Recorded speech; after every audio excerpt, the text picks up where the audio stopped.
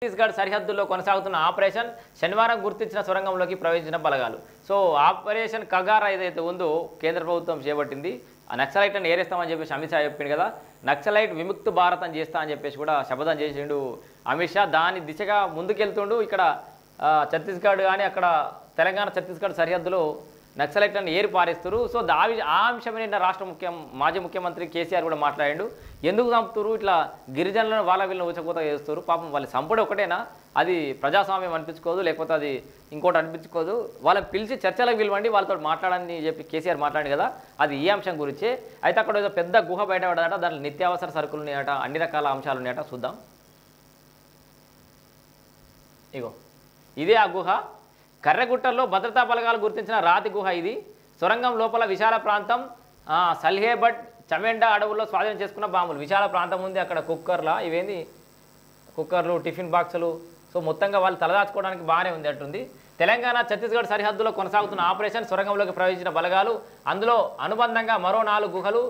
ధమర్తి జిల్లాలో మందుపాత్రలు సామాగ్రి స్వాధీనం. సో మావోయిస్టులకు పెట్టని కోటగా ఉన్న కర్రెగుట్టలో వారి రహస్య స్థావరాల్లోకి భద్రతా బలగాలు ఆదివారం చొచ్చుకెళ్లాయి.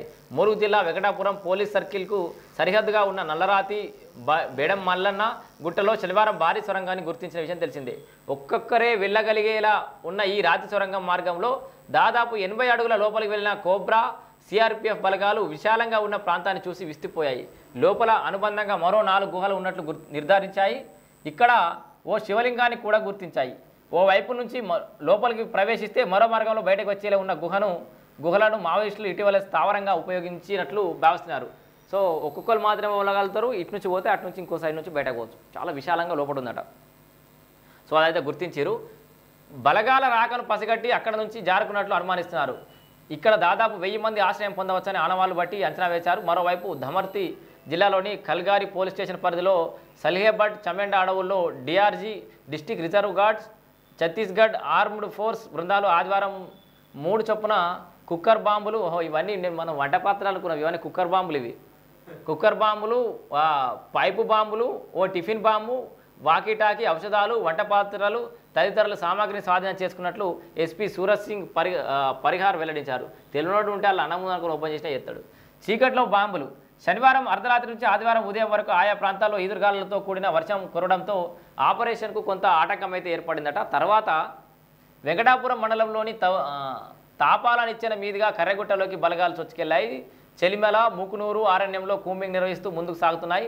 రాత్రి వేళ మావోయిస్టుల కదలికలను గుర్తించేందుకు పోలీసులు వెలుతురును వ్యాప్తి చేసే బాంబులను వినియోగిస్తున్నారనే ప్రచారం జరుగుతోంది. రాత్రి సమయంలో కాంతిని ప్రసరింపజేస్తూ ఒక్కసారిగా పేలుడు శబ్దాలు వినిపిస్తున్నాయని సరిహద్దులోని మంగవాయి, ముకునూరుపాలెం గ్రామస్తులు చెబుతున్నారు.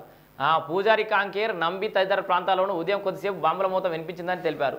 కొన్ని బలగాలు బీజాపూర్ శిబిరానికి తిరిగి చేరుకోక బ్యాకప్ పార్టీలు ఆపరేషన్ ప్రాంతానికి చేరుకుంటున్నాయి. సో మొత్తంగా గుట్టల గుహల్లో 1000 మంది ఆశ్రయం పొందేటటువంటి ఒక ఆశ్రమాన్ని ఒక స్థలాన్ని అయితే బలగాలు అయితే గుర్తించినాయి. మరి వాళ్ళు పాపం ఎటుపోయారో చూడాలి.